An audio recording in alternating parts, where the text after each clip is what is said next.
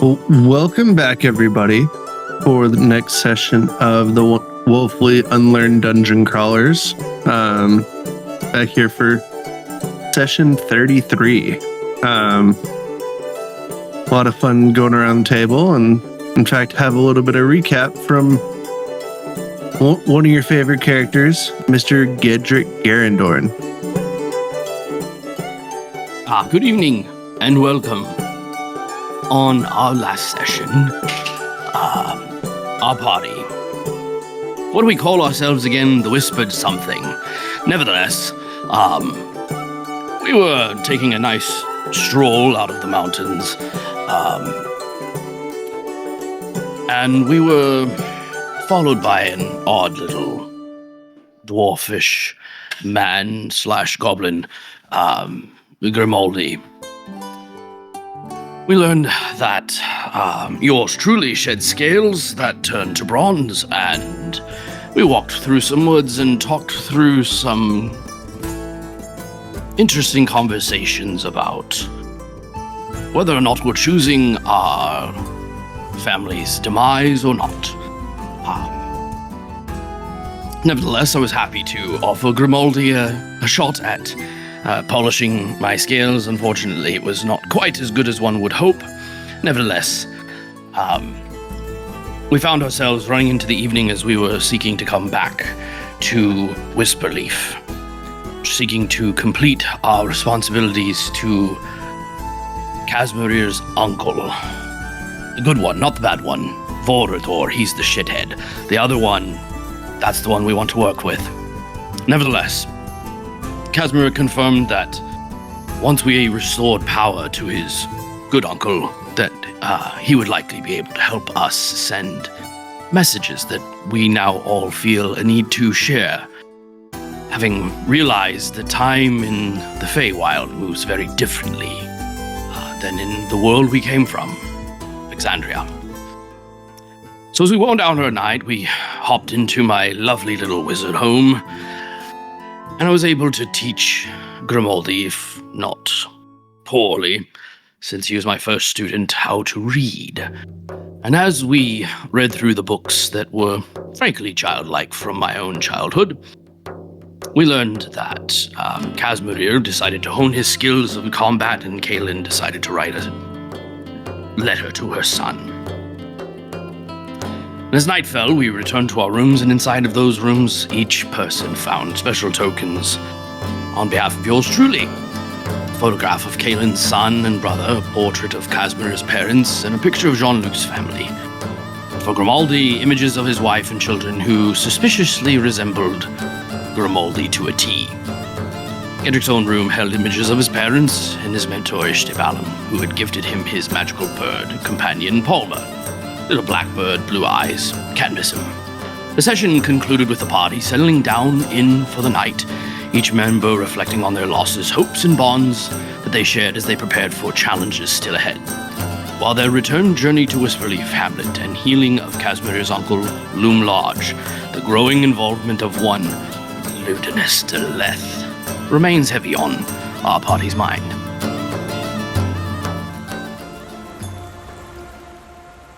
Alrighty. Well, as we wake up the next morning, what are we doing?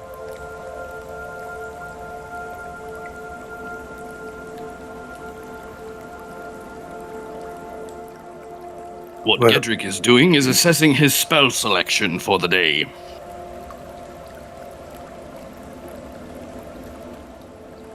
Yes, Casmirir, as he wakes up, he looks at his parents, looks in the mirror of his room, and tries to see his old self once again. Go ahead and make me a perception check as you look at. That is a 10. A 10. Solid 10. Big whopping 10. This As you look episode's gonna back be at yourself, average. as you look back at yourself, you definitely catch glimpses of your old self, but not really able to remember fully what life was like. Yeah. If I may, I definitely think that he sees as he like walks up to the mirror, he kind of sees like his reflection shifting from one to the other. And then just kind of falling into this only seeing like his reflection.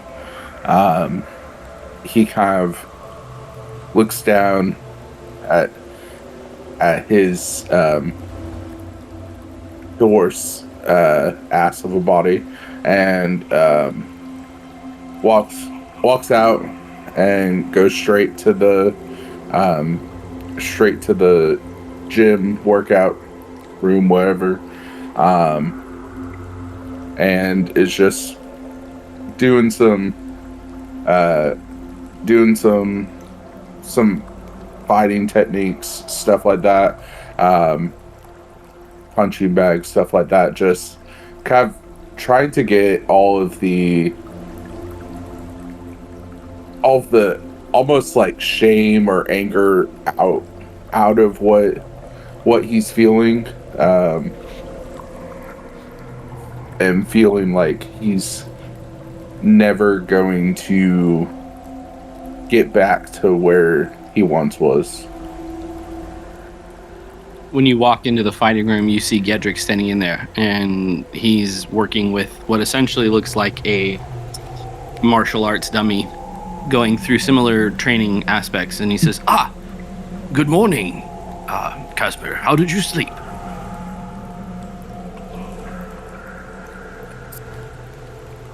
The rooms are very much the nicest rooms that I've been in a while. So thank you. Well, you're too kind. and he's honestly not like looking at you, because he is like dead focused on this dummy, like going through hand techniques and motions that his mother taught him as far as being a fighter.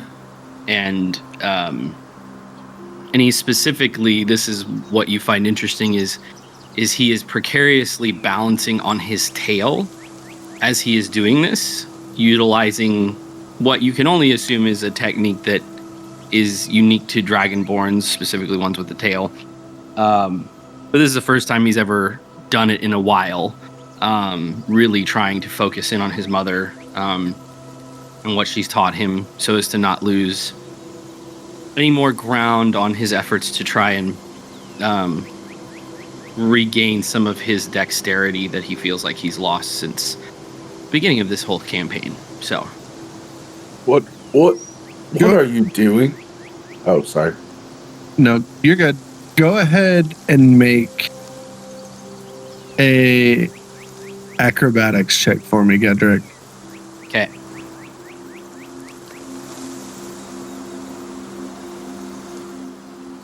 That's a 17.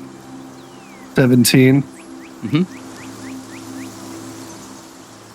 Casimir, as you walked in the room and you see Gederik perched up on his tail, like, at this point in time, the moment you walk in, he is very much like fully up on his tail, legs crossed and arms kind of sitting there, completely stabilized solely on his tail, which is something that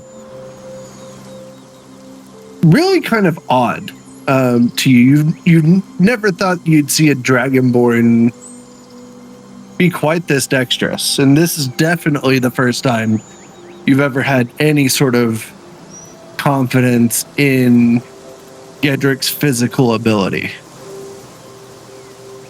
What are you doing? And as Gederik is kind of still doing some motions with his hands with the dummy in front of him, he kind of pauses and brings his hands to a stop, and he looks down at where he's at, and he's like,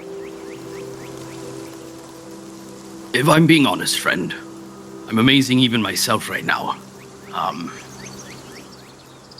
did not think that I would reconnect with what my mother has taught me so quickly. But perhaps today's a good day. Can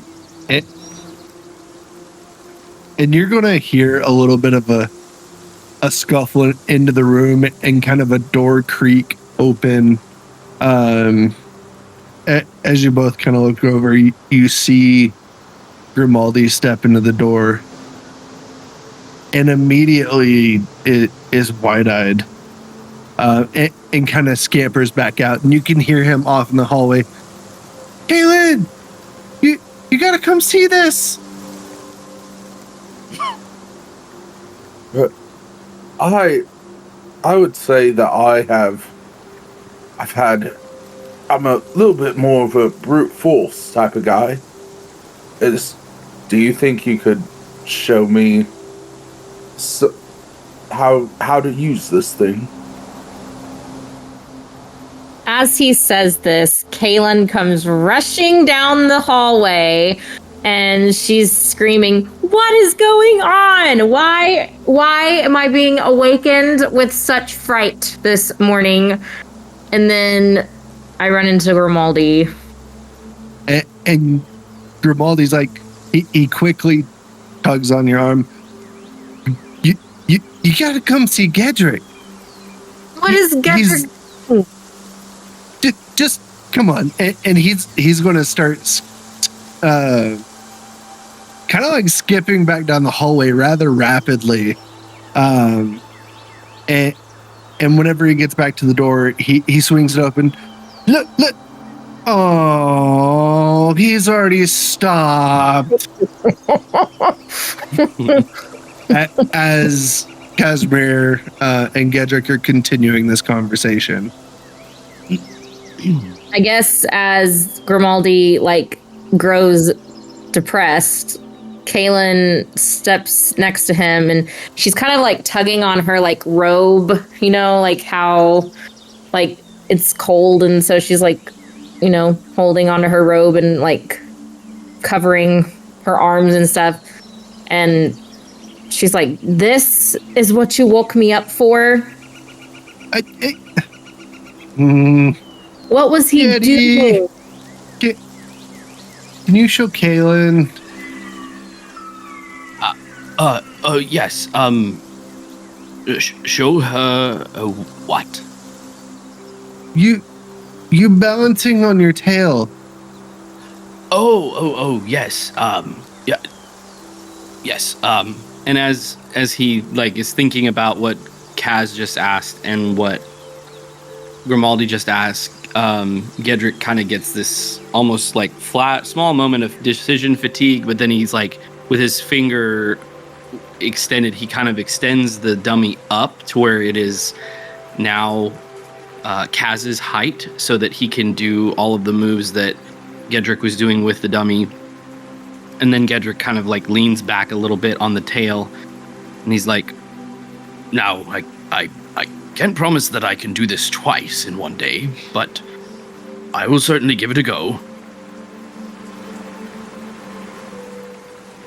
Yep. What do we have? Nice. natural 20 +2. And this time, even more comfortable than what you were.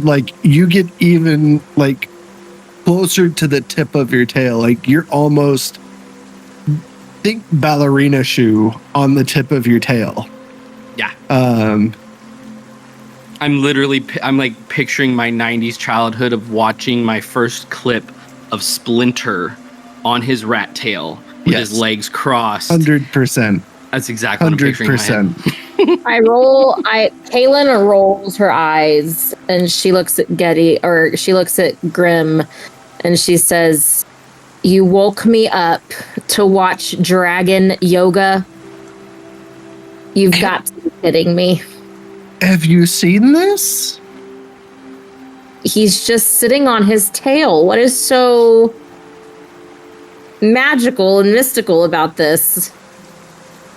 Come on, Caitlin, give me some credit. This is the first time I've actually done this in front of anybody. Oh. And I sure as shit don't think that he can do it. And he points over to Kaz. Kaz doesn't even have a tail. I mean, he does.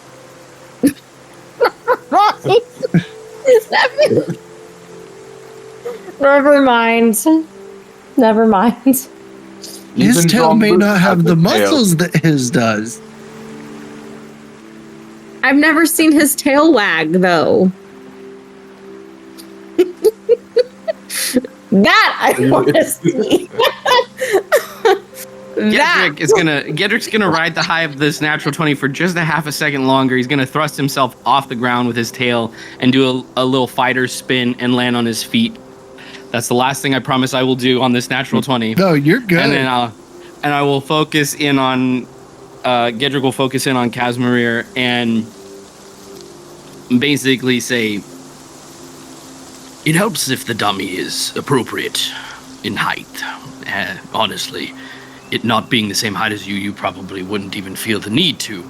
You'd probably just want to smash it. But in this case, and then Gederik again flicks his finger up, and then magically there's another dummy that appears next to you and him, and Gederik kind of just shows you simple hand motions, almost like Tai Chi a little bit of fighter stances, a little bit of Bruce Lee in there, all that kind of stuff, and it just shows you basic pattern, of what he learned from his mother, and walks you through it and says,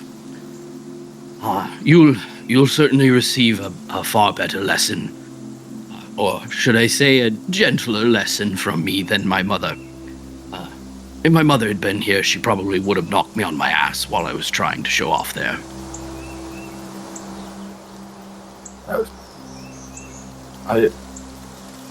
I may be able to get that. And you would see Casimir one step after the other, trying to be very gentle with his movements, because he's honestly afraid that it's going to break, even though he's not like super strong or anything. He does like he has this big boy energy to where he's always been afraid of like breaking something or hitting something from his rear end or something, having been in the mortal world and whatnot. As he's doing this, Kaylin is like giggling over in the corner. I gotta draw a picture of this. So she pulls out her like journal, starts drawing like in complete detail Kaz trying to levitate and like do centaur yoga now. So she's just sitting there drawing and watching and giggling as he's trying to balance on his tail. That's not ever wagged for her. Oh, he's not balancing on his tail for reference. What are you doing? He's just standing. He's just standing doing some fighting techniques against the wooden dummy, basically. Magical wooden dummy. You're doing yoga. That's what y'all made it sound like. No, I mean, okay, I was propped up on my tail, and I was still doing this. I was still doing my fighting techniques with that. Yeah. Well, anyways, Kaylin is still giggling and drawing a picture of Kaz trying to fight this wooden dummy. I think you got the ass a little small there. I think you need to make it a little bigger. You're so right. Does that look better? It looks good. Hair's a little short though. His hair's a bit long. In the front or the back? Yes. And then as they're having that discussion, Gederik leans over to you and says, I don't know if you've noticed this when you're in here, but what I will say is you can be a little more aggressive if you like. It will come back. And as he says this, Gederik will deliberately swing his tail around to just strike at this this dummy. Just so I can see what I got. That's called... No, it's not. That is a... Looked cocked. It's not cocked. That is 18, and he strikes at this dummy. Yeah, and you go through full swing through straight across, into center mass, and you knock this dummy back a good 4 or 5 feet. And you see, magically, the wood, collapses in on itself from that strike. But then as soon as that strike happens, yep. Starts to grow back into place. Yeah.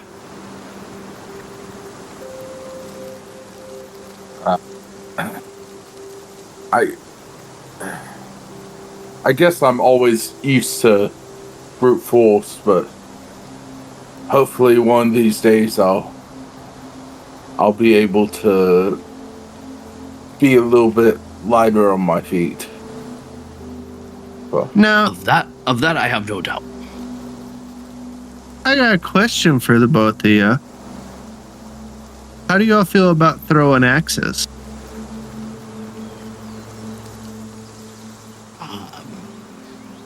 It's not something I'm terribly adept at, but always willing to give it a shot at least once. You up for a little friendly challenge? Sure, As what are you always. thinking? Well, I got a couple hand axes back in the room. I can go grab them and we can see who can hit the furthest. And as Gederik hears him say that, Gederik pictures an axe throwing room with a big old, target in the middle of it. So he immediately thinks of that, and it pops up in this combat room, and he nods and winks at Grimaldi and says, "Get your axe, little man." Hold on 1 second. What are we betting here? What are you wagering? What are you wagering? Because you're the kinky one. Well, I mean, I was just wanting to have a little bit of fun. I wasn't necessarily expecting to bet anything. Just bragging rights more than anything. Hey, good, because sometimes the way you talk, Grim, is a little much. It's Grimaldi, thank you. Oh, I have given you a nickname. She does that. Well, don't expect me to answer to no Grim. Fine, Grimmy. Is that better? Is that more preppy for you? Peppy? I don't know. In fairness, I call Grimaldi, him she calls me Getty. He's Kazi. We're the E's. I thought we were Maybe. the whispered something. Well, we are, but I like the 4 E's. Yeah, we may have to amend that if Grimmy is into it.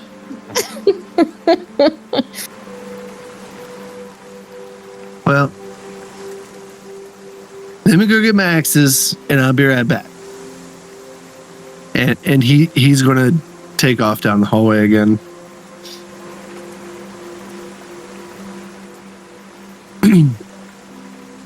Kaylin, how did you sleep? That's okay. Until I was very, very rudely awakened by a short little creature Oh, he does. who made it sound like y'all were in danger, and I had a feeling that I was going to have to come to save you two again from something, because you're always getting yourself into trouble. And I always have to bail you out. That you do. But we still have about an hour or two left on this house, so I think we'll be okay. Unless somebody comes along and dispels it. That can happen? It happened a lot to me in school. Bullies and all, but yes. Who do I need to go beat up? You couldn't go and beat them up anyways, so it doesn't really matter. How do you know? Because they are in Wildmount and we are in the Fey. That's why. Okay, but if I ever run across them, I can beat them up just because they're on a different plane of existence. I suppose that's true, but When we get back to the maternal plane, just point them out to me and I will destroy them. well, to be fair, you'd probably spot them as quickly as you spot me. Oh yeah, that is very true. Oh my gosh, I am not doing well. It's all right. As you can tell, Most I of my have bullies and were dragonborn, so all of them were dragonborn. most, yes. Okay. Well,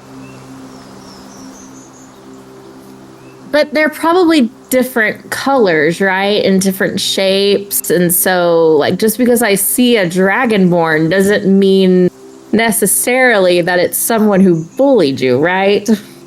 Oh yes. Well, if I haven't told you this before, my father was a blue scale dragonborn, a Ravenite, and my mother was a red scale dragon blood. And blue and red don't mix? Well, Ravenite and dragon blood don't mix. The color of one's skin is not really the issue at hand. The pureness of one's blood is. Okay. But yes, just point them out to me and they will be obliterated. Well, if you must know,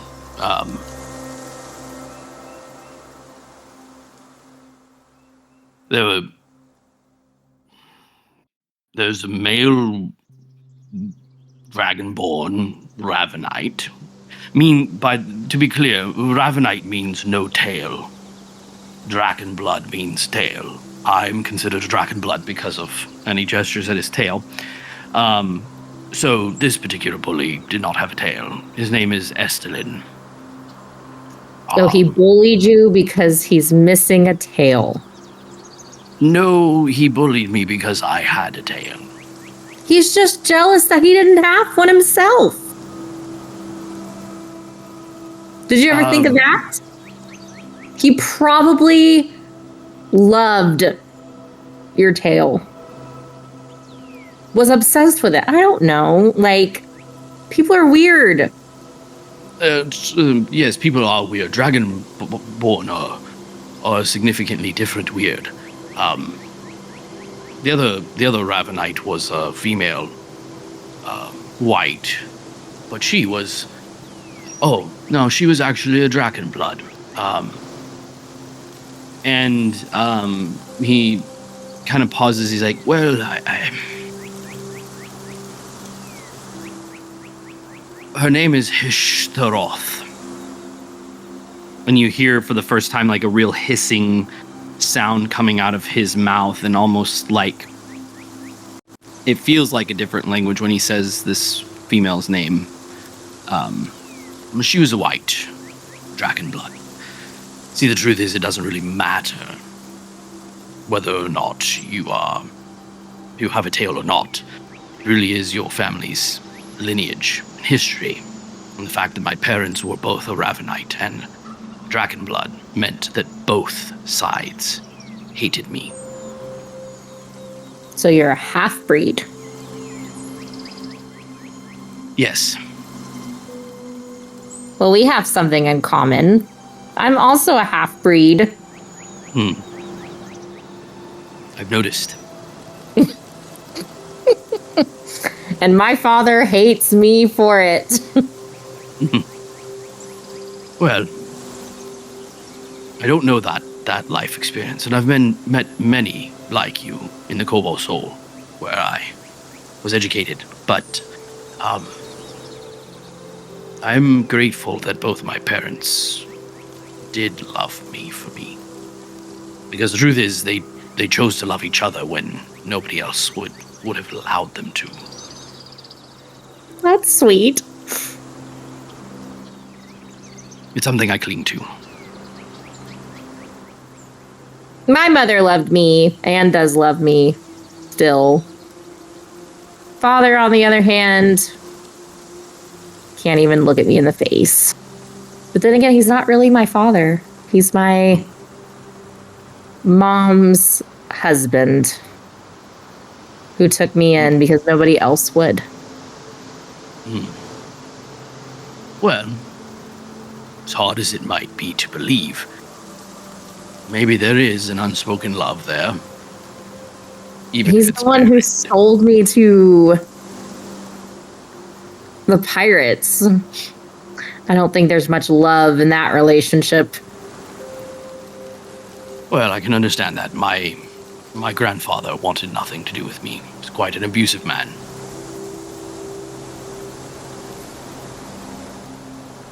Red dragon blood. Pure. Purest of the pure. Descended from what he believed was a great hero among my people. I'm just glad that before my grandmother passed, she saw kindness.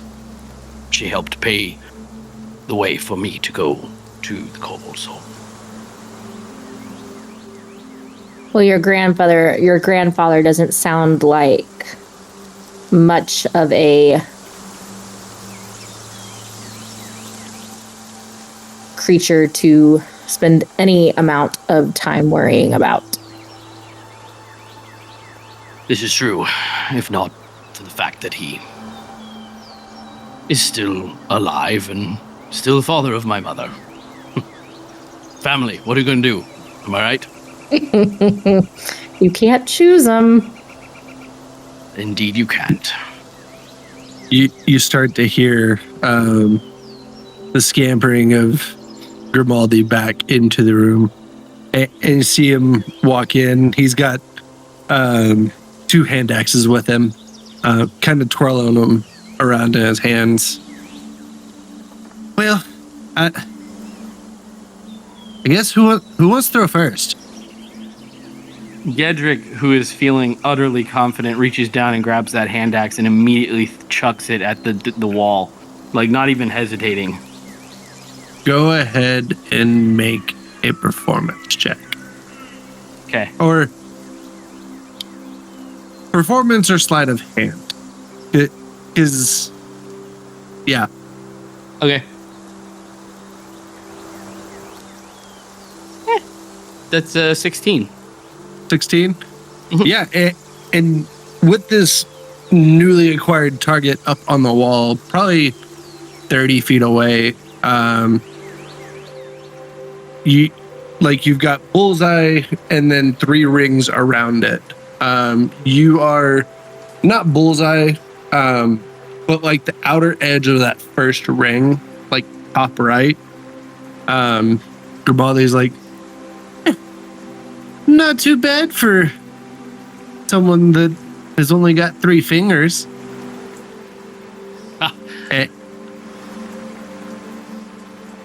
Funny. And he looks at his hands. He's like, I don't think I have 3 fingers. I think I have all 5. I can't remember if they have 3 fingers or not. Oh yeah, we did say it was 3, didn't we? Yeah. We did say that. Yes. So he looks down at his hands and he's like, I agree. I don't even think I've thrown a hand axe before, so I'm impressed even myself. I thought it would have ended up on the floor. Kaylin, do you want to try?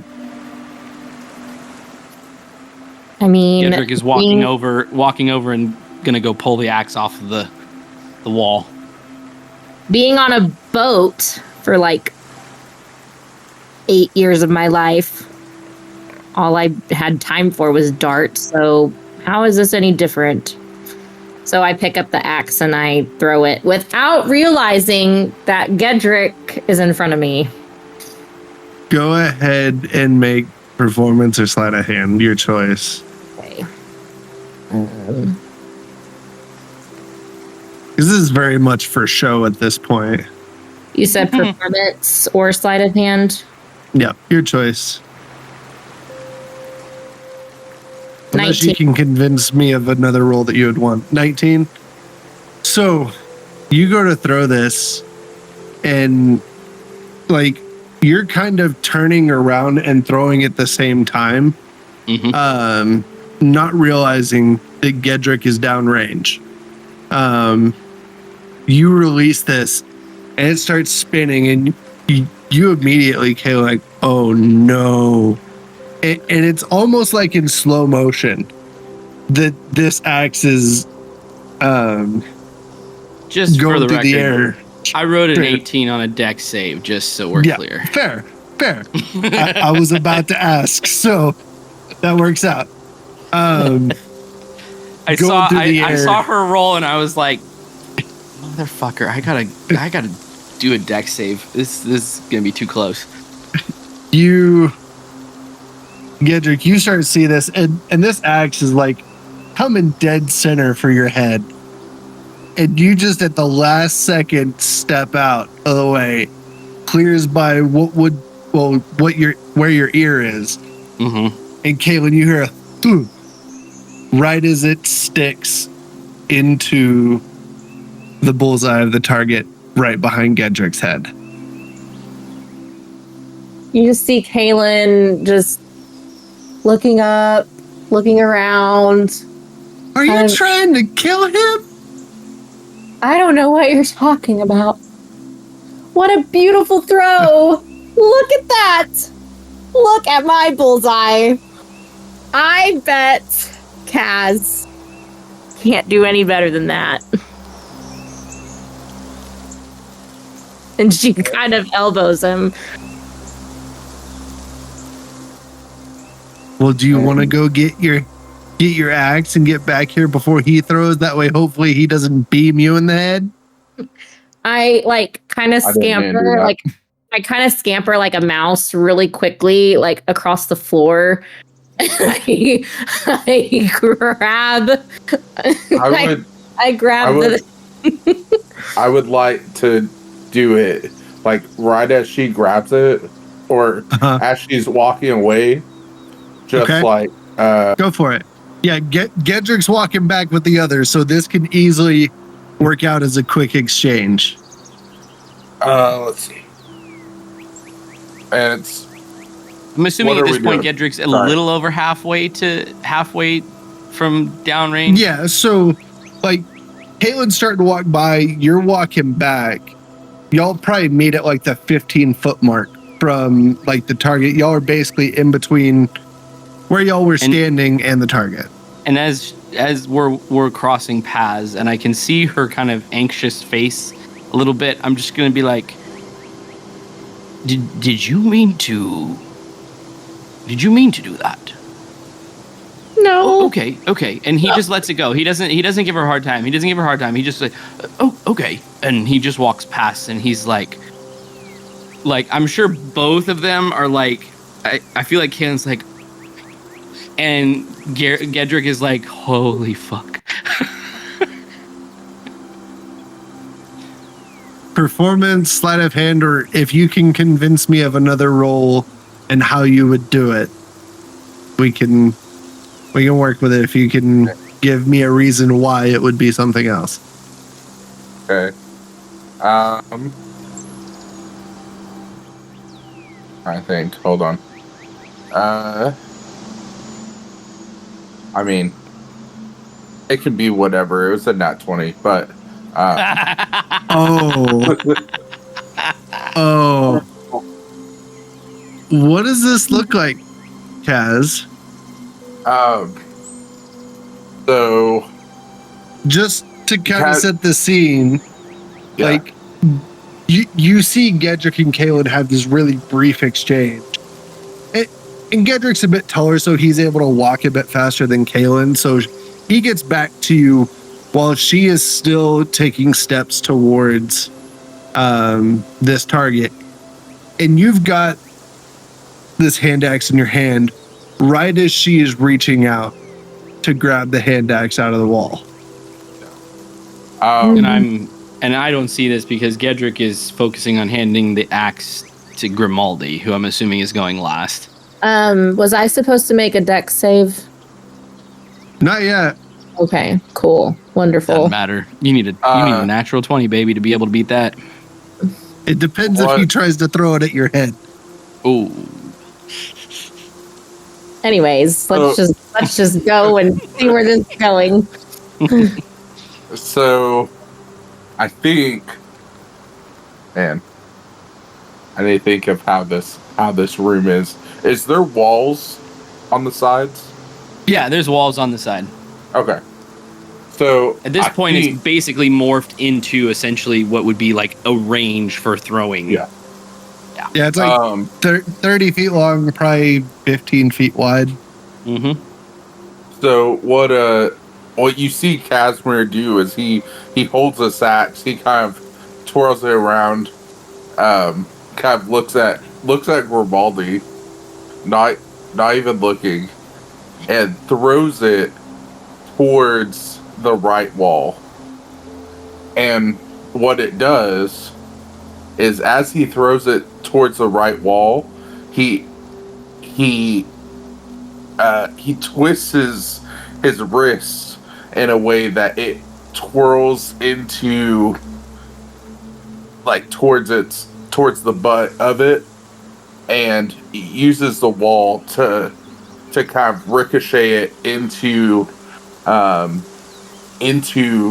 the target board, without like actually hitting Kaelin, just to like scare her. As she pulls this axe out, she just sees an axe come over her shoulder and directly into the dartboard. Nice.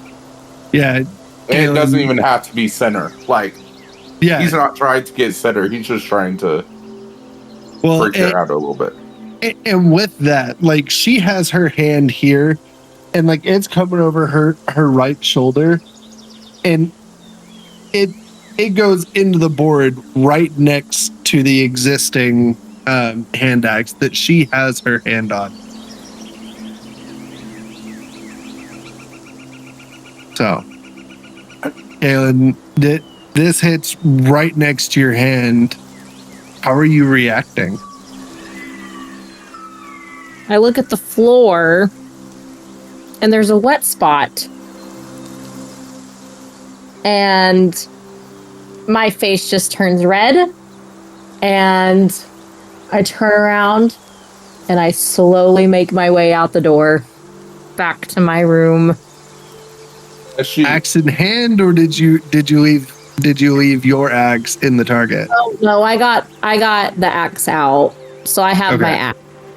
But as I'm walking out the door, all you hear is me drop the axe, and then you hear like feet running down the hallway, and then a door just slams shut. As Caitlin, as you're walking past, you would just hear Casimir say, "You were saying," and just he lets you walk away. But she doesn't even look at him. She just keeps walking. But at this point, like, because there's only the two axes, so you've walked out with one. So Grimaldi is going to start walking up to the target. And whenever he gets there, he's barefooted, by the way. Awesome. Walking nonchalantly to go get this axe, kind of in awe of everything that happened. And he steps in the puddle.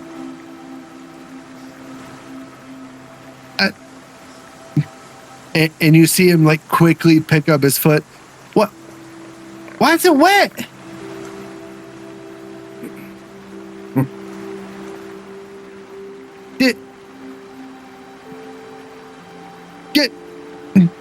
Guys, did you make her piss herself? Well, it certainly wasn't me. I was already back here. I would say an axe coming right at your head is something to piss about, but I should probably apologize for that part. Anyway, I gotta give it to you, Kaz. I don't know that I can get any better. I think you should try. You're pretty good with these things, I assume. All right. And he pulls the one remaining hand axe out and starts walking back. He gets back to where the group is, and without looking behind his back, he throws straight down and back with a 13. It ends up making it to the wall, but it doesn't quite stick. Like it hits, it sticks there for a second and then falls out. He hasn't quite turned around to see what has happened.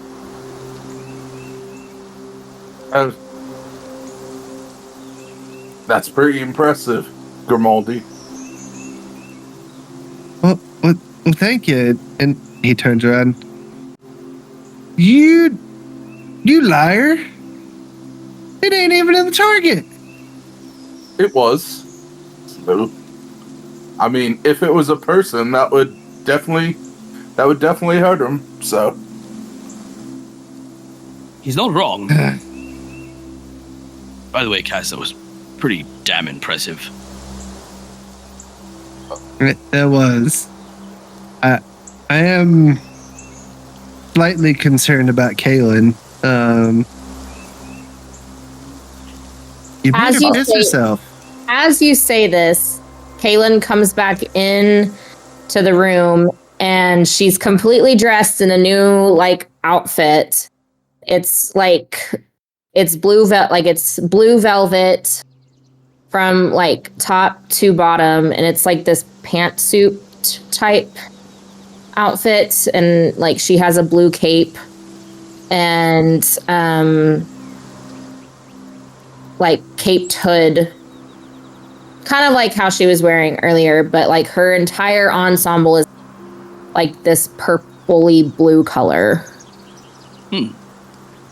And she's not making eye contact with anybody. She's just walking in, and yeah. Kaylin, I might have gotten a little overzealous with trying to show off there. I am sorry for, and he lowers his voice, but as they're having this awkward conversation, Gederik goes to his room to get his stuff, get himself ready to go. Naturally, his voice kind of carries a little bit more than what he anticipates, but he says, "Well, for making you piss yourself." I did not, and I mean not, pee myself. Thank you so much. That spot was already there. Because apparently Getty doesn't know how to keep a clean house. And I look at him in the eyes and I say, if you mention this to anybody, I will chop your head off. You have to reach. And I will find a way. I will find a way. And he says, I believe you. but no mention of it to anybody. Ever. Do you understand the words that are coming out of my mouth? Ever. Ever. Got it. Especially to my son. Well, he might find it funny. No. Actually, your brother would find it funny. No, he can't know either. Nobody could know what happened here today. I think I'm Okay. gonna write a letter. No. As she says what nobody can know what happened. Gederik walks back into the room and says, "What happened? What?" Oh, we're Stop talking acting about the like you fish. don't know. She looks at Getty too, and she says, "If you say anything to anybody about what happened today, I will chop your head off too. I do not mind carrying 2 heads around with me. I bet you 10 to 1 people would be so ecstatic and thrilled to see a dragon head and a freaking head of whatever creature this is on my side as I'm walking into town. Oh, the stories I would have to tell people." Kaylin, my dear, I genuinely don't know what you're talking about. And he walks past her and he winks at her as he snaps his finger, and Kaylin can see over Gederik's shoulder that the puddle is non-existent. It's not there. It's gone. And as he walks past, he just whistles slightly through his teeth. It's more like a hiss whistle. And Palmer flies up behind and lands lightly on her shoulder and kind of does a little nip at her cheek, and then flies off to follow Gederik as he turns to face the group and says, "Well, I can tell you for a fact the time on this thing's gonna run out. So, would you all like to exit?" And he gestures and a door appears in the fighting room, and gives a gentle bow. I think we should probably get out here. It's getting a little crowded. Love you, Kaylin. And he's going to bolt out the door. He's afraid of me. But I know. as you do make your way out of this combat room back into kind of the main quarters, you do see the steps leading up to the out, as it may be, being that you were in the murmuring canopy. Grimaldi has opened up the door, and you see through it. While slightly hazy, you do see the trees and kind of the top of the canopy through the door that he is starting to walk through.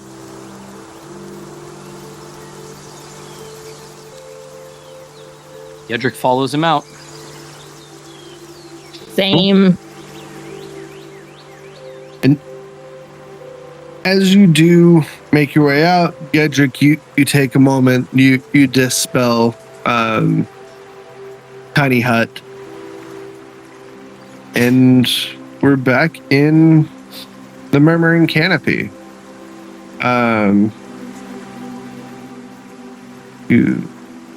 Apologies.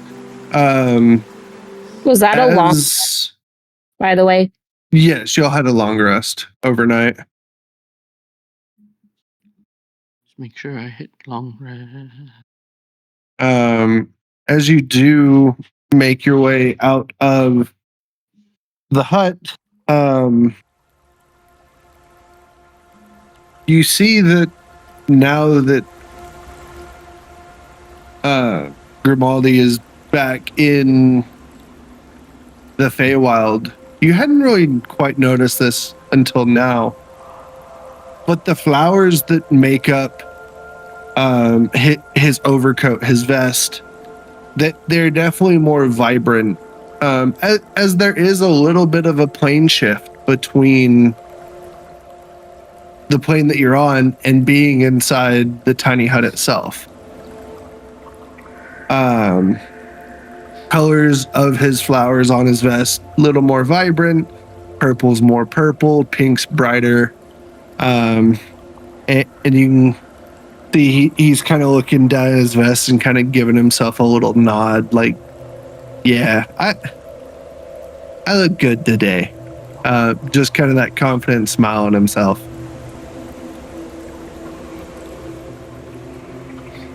Well, I know we were heading towards the hamlet, and we still got about a day to go. Anything we need to do before we keep going? Not unless you know a potion shop between now and there. But beyond that, no, nothing. Well, I don't really know of any potion shops between here and there. We are in the middle of the forest. So, I assumed middle of nowhere. yeah, it's kind of part of it. Gederik, I once knew this wizard that could change into things. Do you have any sort of power like that?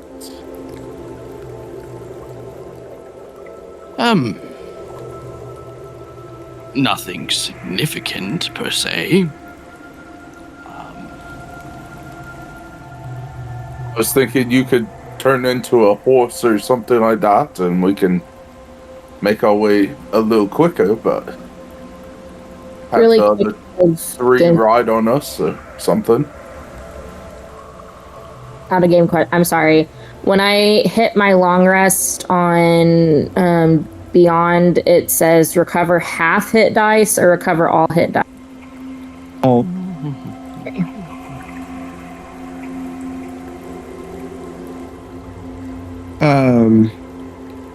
Sorry. Thank you. you're good. Well, to be perfectly honest, Casimir, you're thinking of a slightly more powerful wizard than I. Not quite able to pull that one off. I know the spell you're talking about, but not There quite in has my to be- wheelhouse yet. There has to be some type of animal creatures around that we could use. Can I make a perception check to see if there's any animals around? Go for it. Woohoo! I'm thinking of one, and he looks at Kaylin. A 22. Nice. As you've walked out to the canopy, and actually, Gederik, Casimir, you go and both roll a perception check for me as well.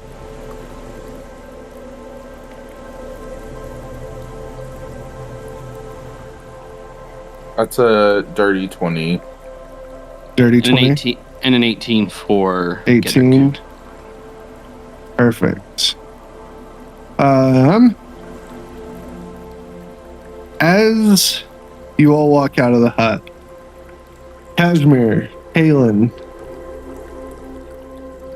you both hear kind of a chittering that's kind of around in the trees. You take quick glimpses. You don't really see anything except for a little bit of like a haze in just a couple different spots.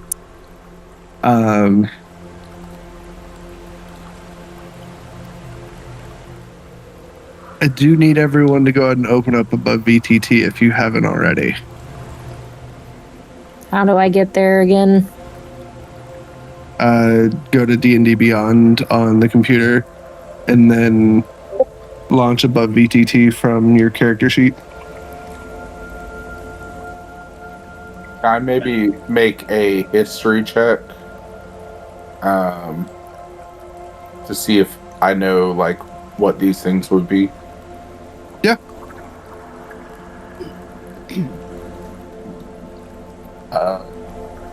Let's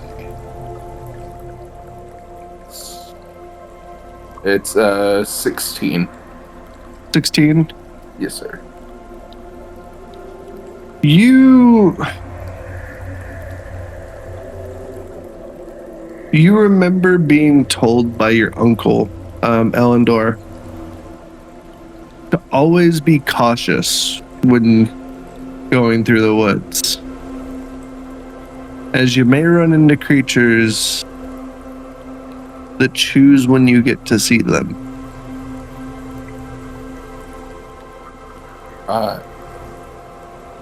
We maybe need to be a little more careful. I do remember there are some creatures that we can't see right away. Can I make Gederik, you haven't picked up on anything so far. Alrighty. Just so you know. like I Okay. know I can't see these creatures, but can I make an animal handling check at a disadvantage? What are you trying to do? Like Because it may not be a disadvantage. Describe your actions. I am slowly and cautiously like walking like forward, trying to get these creatures to realize that we're not a threat. Okay. So like holding my hands out, like slowly, like almost kind of bowing like they do in Harry Potter, Okay. like to show respect towards whatever creatures these are. Okay. And in what direction are you walking? You've got control of your character within above VTT. You hear sound over here, where I've pinged, and over in this direction. I'm gonna walk like 15 feet towards the first thing that was over here. Okay. And again, I'm walking very slowly with my hands out, kind of crouching / bowing at the same time. Okay. Go ahead and make persuasion check.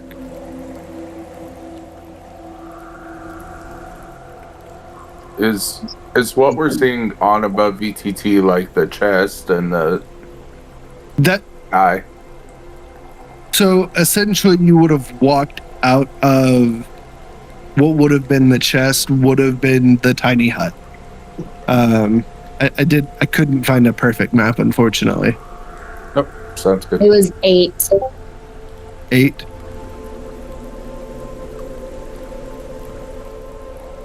It's cut. Okay. You go to roll an 8 and you kind of gingerly step in, not wanting to freak anything out.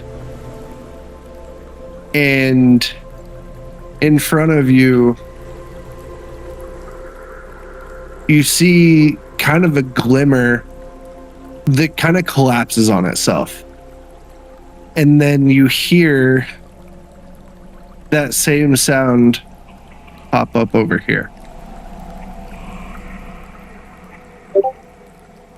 Once it has moved, this time it chooses to phase itself back into this plane as you see this luminescent blue giant face spider. Oh, great. This is gonna sound so stupid, but I'm gonna try to talk to it. Okay. And I'm gonna say, whoa, whoa, whoa. We're not here to harm you. We just want to keep moving.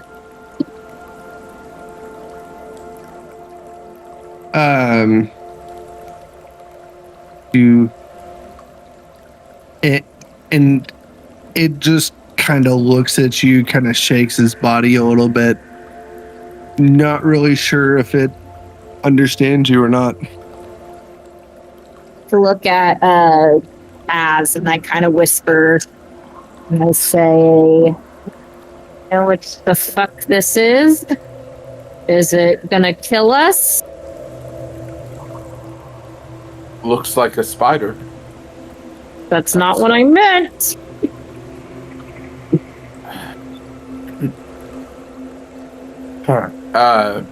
And Kaz would have his hand on both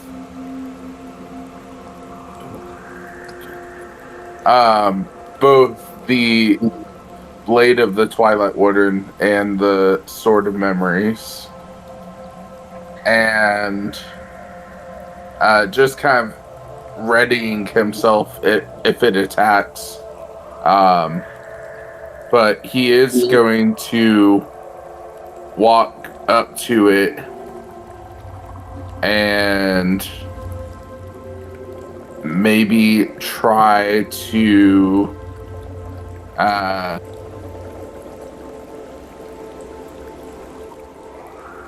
see if he can like stick out a hand or something, see what it does, whatever. Okay. As he's doing that, can I turn into my werewolf? Yeah, because that's not intimidating. So, here's the thing. Am I not? You were going to go ahead and make an animal handling check. Kaylin, I need you to do the same. Here's what's going to happen, though. Kaylin, your score is taking off of what Kaz rolls, because you were shifting into something that is not from this area. Can I change my mind? The dice. What do you roll. like? What do you mean? Can you give me an example of So, like? say he rolls a 20 or a 19, and you roll a 5. That 5 comes off his 19. He effectively rolls a 14. Okay, He already rolled. Like I we did will too. do it this way. Kaylin, you do need to take yours at disadvantage, so it takes the lower of Got the rolled. two. Okay.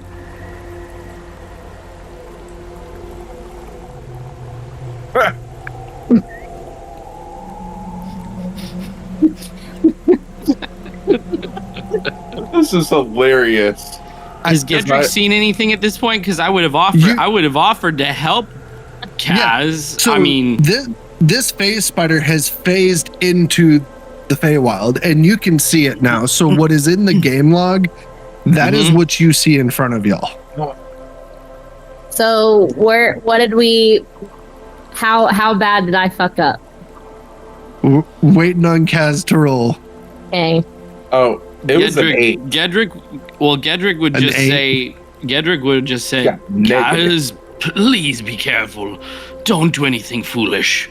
Which basically makes that a negative, like, Yeah, what? it's a 0. 12. I mean, yeah. Can we Um, not? You go to stick your hand out, right as behind you, Kaylin starts to shift into her hybrid form. And this phase spider immediately lunges at you, Casimir, and is going to take both of its bite attacks at you. The first one misses with an 8 to hit, so it lunges, and just out of just scared nature, he kind of jumps and misses you to the side, kind of reels back and goes again for a 19 to hit. Hits. That is going to be 12 points of piercing damage. plus 11 points of poison. Yeah. Okay. Yeah. Jeez. I need everyone to go ahead and roll initiative for me, please.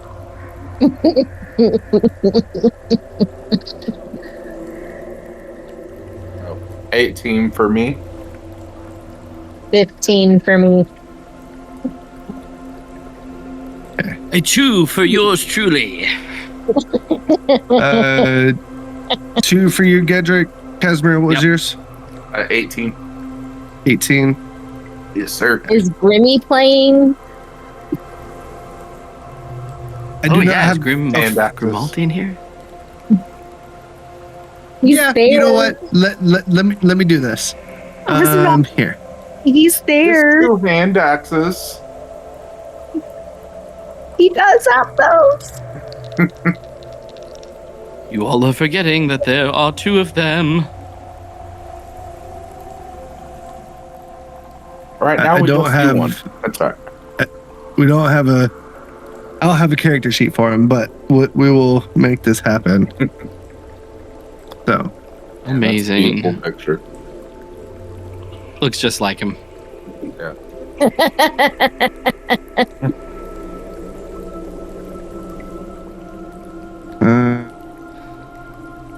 Yeah. Let me see. Okay. Guys, it Cool. has been a hot minute since we have fought some stuff. I will Casimir say, is cracking his knuckles. yeah.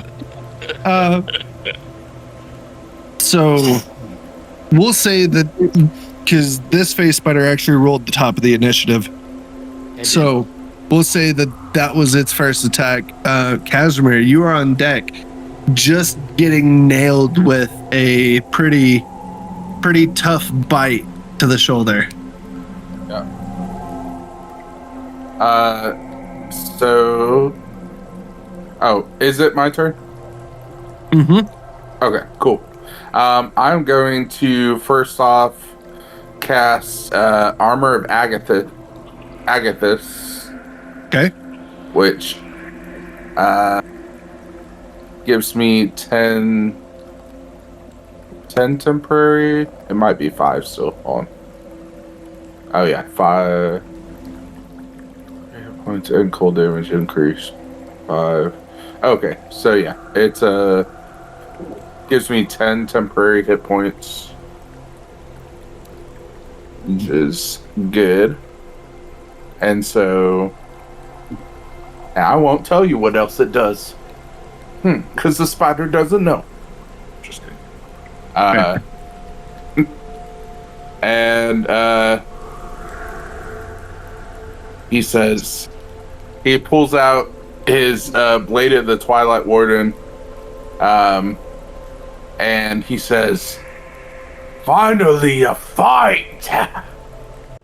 And he goes after the spider for a plus 6, so for a 18 to hit. 18 definitely hits. And so he's using both hands. Oh, and that. So this guy takes 8 slashing damage, and then 6 necrotic damage, or psychic. Slashing and psychic. Yeah. Okay. Say that.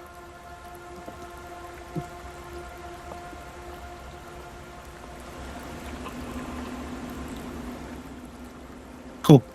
Yeah, you go slash and it cuts true right across its chest and underneath its mandible as it's kind of reared up.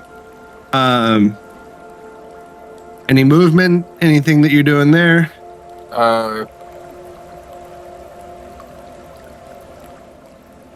Yeah, he is. Oh, thanks. Oh, he can do that.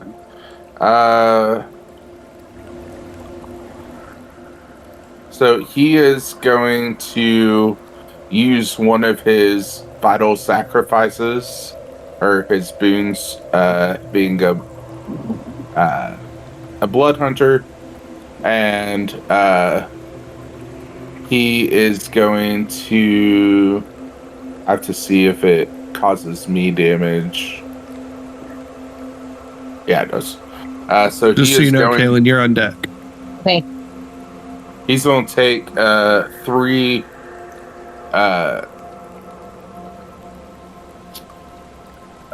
3 necrotic damage, and then he is going to do 8 necrotic damage to this creature. Okay. And then that will be the end of his turn. Okay. Kaylin, what are you doing? I am going to walk towards him, so I'm gonna move 15 feet. It does say that I can't use any spells, but I can still use my weapon. Yes. So I am going to use my dagger, and I have 2 weapon fighting. So the first one is an 11 to hit. 11 misses. Okay. And then I'm going to try again. 12. 12 misses. You go swing. And this spider is just kind of reared up from getting hit from Kashmir. And just barely kind of slips back as you've jumped in here. Grimaldi, next in the order, ends up running towards this spider as well, going to take a swing with one of his hand axes for a 19, which does hit, and it is going to cause 6 points of damage, slashing damage specifically. So I did not mean to flash that. Cool. Is that it's dying? And you hear just a really nasty chitter screaming out of kind of this spider's throat. He's looking fairly beat up, but you do hear from behind you that familiar kind of crackle as the other face spider leaves the space that it's in and reappears right between me show unhide token right between Gederik and Kashmir, and he is first going to lash at you, Gederik, as kind of one of the first ones there with his first attack for 18 plus 5, 23 to hit. I'm assuming that hits. 23. No, that doesn't. Well, here's the thing. Gederik would use his reaction.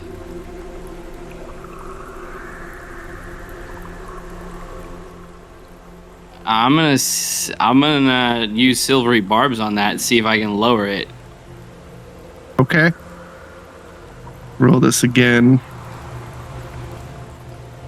It did lower it some, down to a 16 plus 5 is 21 to hit. Yeah, still hits. All right. Cool. That is going to be 7 points of piercing with 7 points of poison. Awesome. And then it is going to turn around and lash at Grimaldi, being the last one to kind of swing at his friendo, and definitely hits 19 plus 5, 24. Grimaldi takes 10 plus 3, 13 plus 6, 19 points of damage on that one. And Grimaldi's he's hurting. Grimaldi kind of screams out as he gets bit right in the back. Gederik, it is on you. All right. Seeing this beast jump out in front of me, Gederik will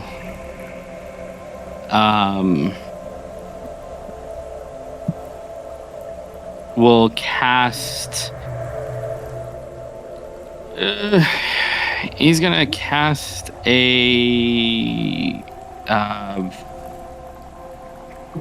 level. At level 3. He's gonna cast a fireball at it. Need a 15 dex save. Where are you placing this? I am placing it like this. Let's see, double check here. 20 foot. Oh boy. I'm looking at this now and I'm thinking there's no way. But let's see. Sorry, I didn't mean to move your guy. Oh, you're good. Yeah, it's a 20-foot circle. So the only way that I could do that would be I'd hit myself too. No, Mr. You can place it like here. Yeah, I still hit Kaz though. No. It misses. It would just barely miss.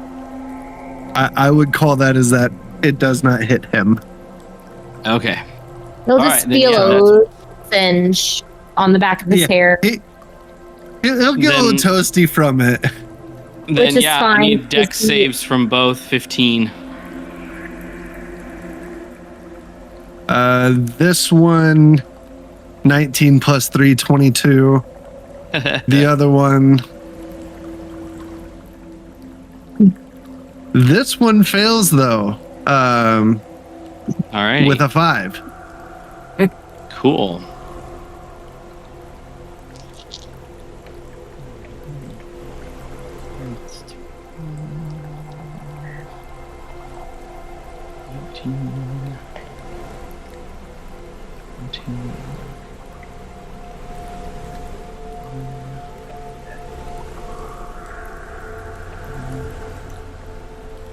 That is 30 points of fire damage to the one who's failed, and 15 to the other. 15. So you go to set off this fireball, and it absolutely lights up this forest, and these spiders right in front of you. The one, why is that? Oh, that's why. That one's dead. So this one that is in front of Kashmir, Grimaldi, and Kalen ends up catching on fire, kind of skittering in place a little bit, and ends up crumpling, letting out a large screech as it curls up and dies. The other one screeches out in pain as it takes on the 15 points.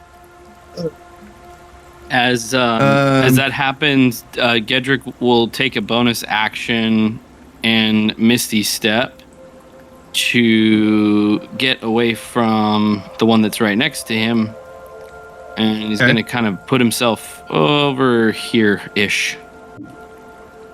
Okay. And that will end his turn. Fun.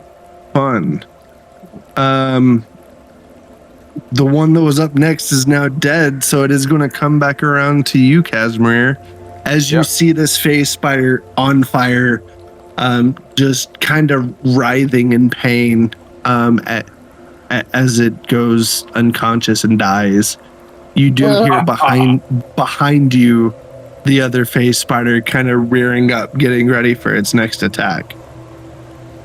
And Casimir turns around, looks at the spider dead in the eye, and just says, I hope you're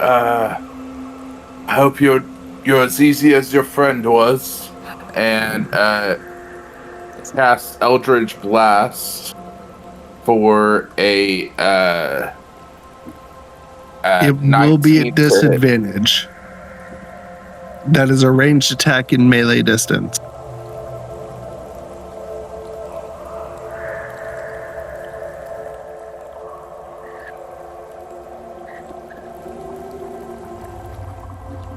That was a 16. 16 still hits. Yeah. So go and make your damage rolls. Yep. So he does that, and he gets hit with 3. I believe it's force damage. 3? Yes, sir. Okay. Oh. There's 2.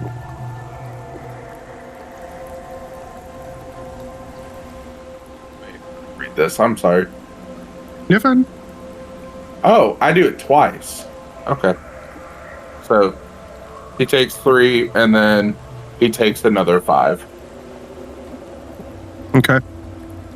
And then he is going to use his Mystic Frenzy ability to be able to attack using make one weapon attack as a bonus action. Oh, he also has 2 attacks. I forgot about that. And so he is going to make 2 more sword attacks. One for a 17 plus 6, whatever that is, say it. Definitely hits. And then a 12. 12 misses. Okay. So then he is going to take on 4 slashing damage. Or, I'm sorry, 7 slashing damage because of the plus 3. And then he is going to take 6, 10, 11, 12. So 12 necrotic damage. You blast this creature with your Eldritch Blast. It kind of knocks it back a little bit, and you kind of jump forward, continuing with your blade, and get 2 quick slashes across its chest with pretty heavy hits. That you actually come through on the second hit and actually take off one of its legs as you sever through its shoulder, kind of hobbling around now on 5 legs. Kaylin, what are you doing? So Kaylin's still not having like full control of her form because it's like the second or third time that she's, transformed. She climbs onto Casimir's back, trying to jump over him to get to this spider.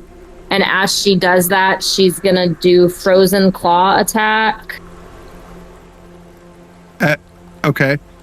So you're jumping over Kaz onto the spider? Yeah. 14 just hits. Oh, thank the Lord. Okay. 7 points of, I guess, frozen damage. Yeah. Cold damage. I'm not exactly sure. And then as you go and launch into this spider, you dig your claws in deep, and you see the ice kind of start to extrude from your claws. How do you want to do this? So as I'm jumping off of Kaz's back onto the spider, I'm assuming that its face is in front of me. And so as I jump off of Kaz's back into the air, I just take my claw and I go across its gigantic eyeball. And as it hits the eye, shards of glass shards of ice just go through his eye and then hit his brain, and then he falls dead on the ground with his missing. Awesome. And just as quickly as these spiders kind of came into existence right in front of your eyes, you all have quickly dispatched these. As we come out of initiative, you see Grimaldi down on one knee, just, guys, can you help? I'm pretty hurt.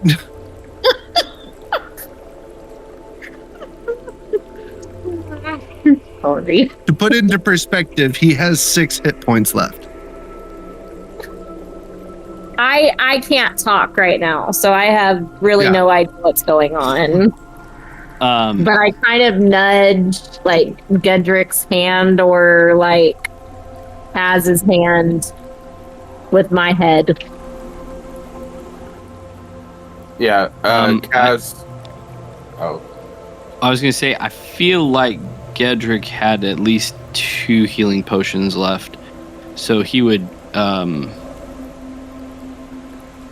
As I did not manage those well, but regardless, I was gonna say I would walk over to him and say, "Well, here, take this," and I would hand him over one of my healing potions. The potions of minor healing? Yes. Okay. Go ahead and roll the d4 for it. 4. Cool. So he gains 5 points of healing back, so that puts him back at 11. Thank you, Yeti. It was getting a little darker on the edges there. I haven't gotten to see those before. I've heard stories, but fuck. As he says that, Kaylin, again, having no control over her body whatsoever because she's new to this, she comes over to him and just licks his face.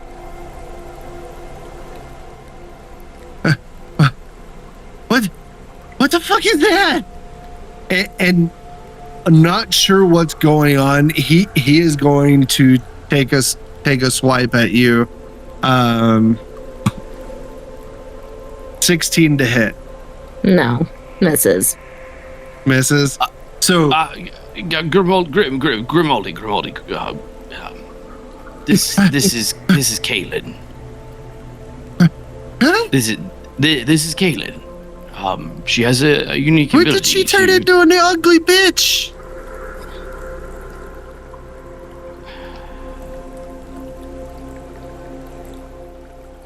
I don't know how to respond to that. That won't make her quite furious with me.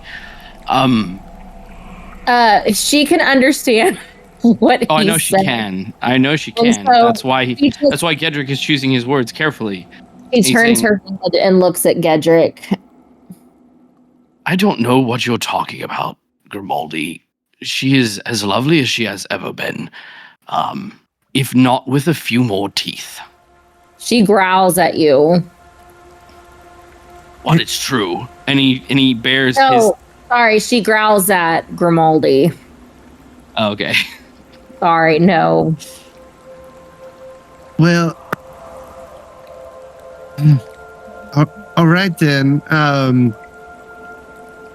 Is she stuck like this?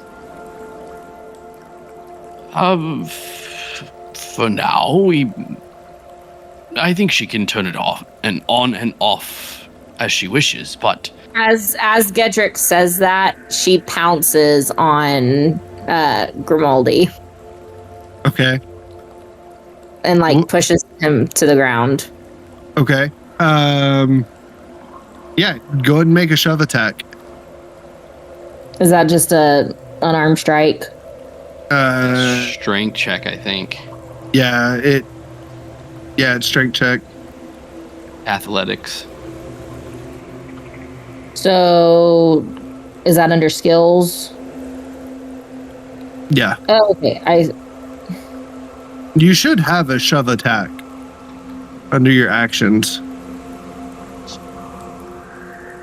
Oh, you can target must succeed on a strength or dexterity saving throw. Oh. Okay. I don't see DC it. for it is 8 plus your strength modifier. So what's your strength modifier? My strength modifier It's the is big a boxes at the -1. top. -1. Strength is -1, so a 7. So And that's he 7. rolled a 6, so he failed. You go to pounce and jump into him, and he falls back on the floor. You kind of standing over him, and how you had pissed yourself before, he now pisses himself with you in your werewolf form, towering over him.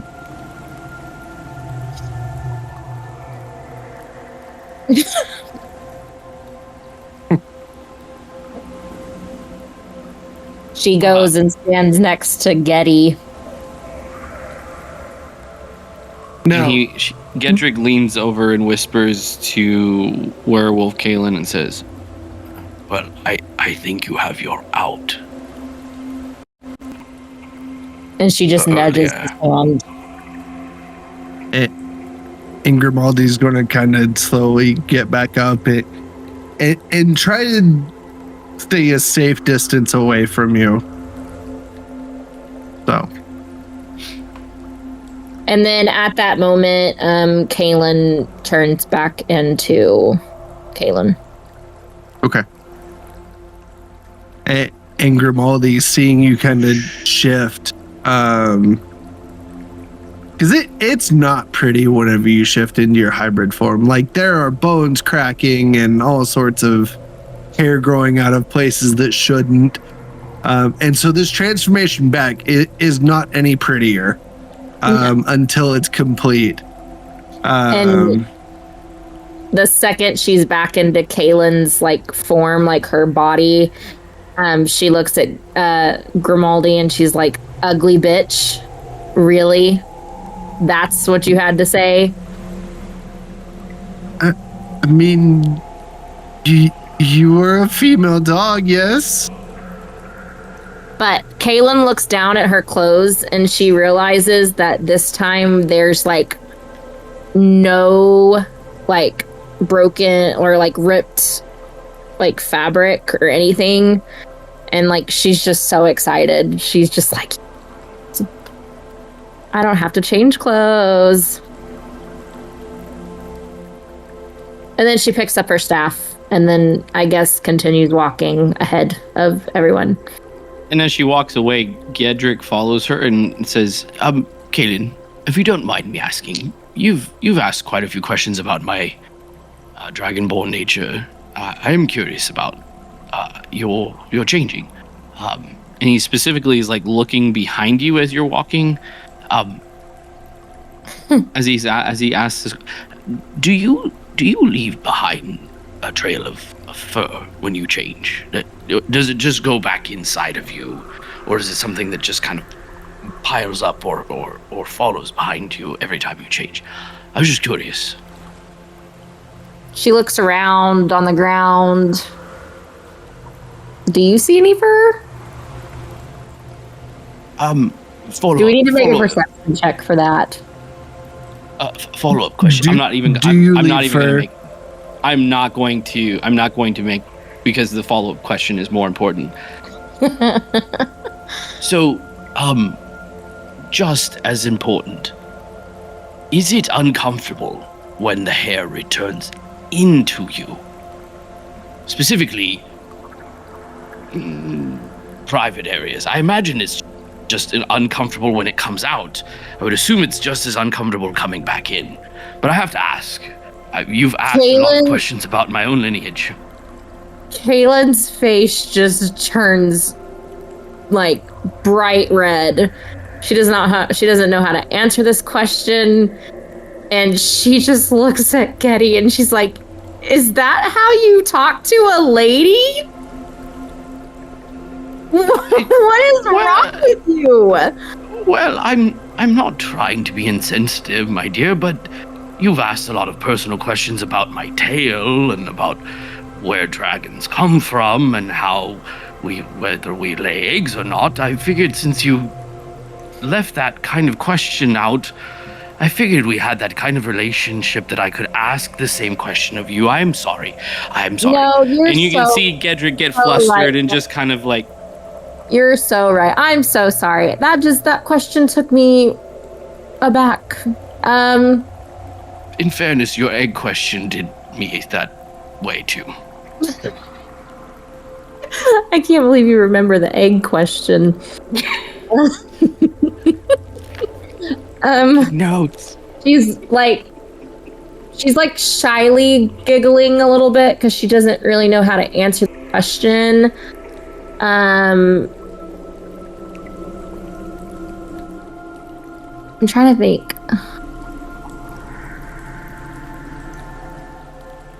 I would say no. I would say the bone cracking and the contortion of my body hurts more than hair popping up in places that I would not prefer them to. Interesting. Nevertheless, I don't blame you for, once it's all out, feeling itchy. It looks like a lot to deal with. It is kind of like when you get a haircut. I wouldn't know. And he taps his scales. Now, I'm a little curious. Because you said it gets a little itchy. Kaz, are you always itchy? Careful, Grimaldi. Curiosity you can kill. Well, I've heard it said that curiosity can kill cats.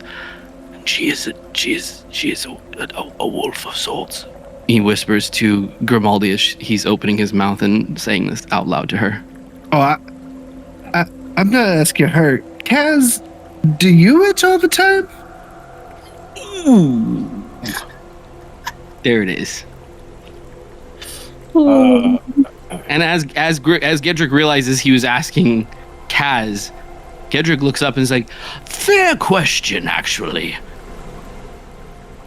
Yeah, as the equivalent of a horsefly is buzzing around your ass. I was wondering if that was going to come up, and his tail is absolutely swatting it, isn't it? Yeah. Yes. Love it. See the tail wag? So the tail. All of you watching online, this is legit D&D. We cover all the details here. Yeah, so his tail kind of swats the fly away as he says, things can get a little itchy, and it definitely is a lot harder to scratch with no claws.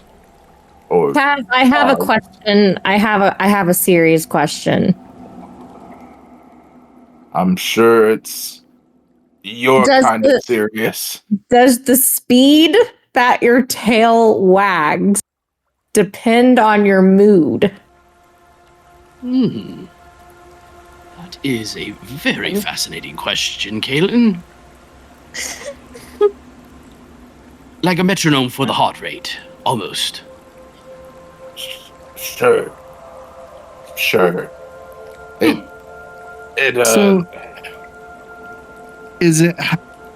Does it get faster when you're happy or slower? Just so we know when we can talk to you safely. That's a great question. a phenomenal question that I need an answer to right now.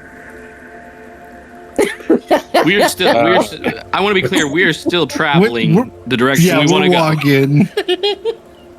We haven't just stopped. We've been standing around these spiders trying to figure out this crap.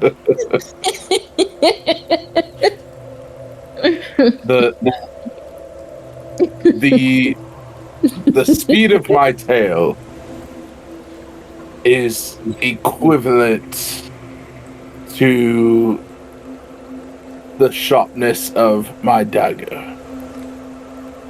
What? What the hell do you mean by that? Sounds like a whole lot of cockamamie bullshit. Meaning, you never know when it's the right time, but it's always sharp. That he does make a fair point. He's very grouchy 90% of the time. When you're scared, though, does your tail go between your legs? No. Gederik pauses for a little bit and lets them all kind of walk ahead and pulls out his cigar to start, thinking about all that they've talked about and just kind of. You would, if you were paying attention, as he's saying no, you would seem to probably remember that in the midst of the spiders, like, his tail was definitely a lot closer to his ass than it is now. Now, Caleb, this is still a question for Kaz, but I'm sure you share this sentiment. If he's grouchy all the time, when's the last time that he got laid? Oh! Well, I don't know if I'm allowed to tell this story. Gederik would very, very quickly and very uncharacteristically, because he's saying it absent-mindedly, as he's following along. I assure you, not nearly as long as it's been for me.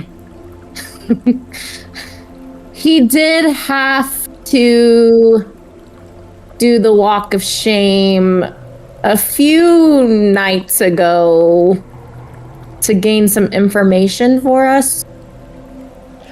And Gederik very quickly says, "What wasn't information? It was yet again another shiny, sharp object for our friend Kaz to use." And that shiny, sharp object just saved your ass, so I think you should be excuse me, I believe the fireball that I cast earlier did a fine job on its own as well. So yes, we all have... Did you do anything? I sliced through his eyeball and got to his brain with my ice hands. Thank you so much. That she did. That she did. Wasn't that hard, though? Well, Casimir will give you credit where credit is due. You certainly softened it up for us. You're back in the process, so I hope that was helpful and beneficial for you. No, necessarily know that I noticed that. You never notice any of the nice things I do for you. I am overly caring. I do notice the sandwiches.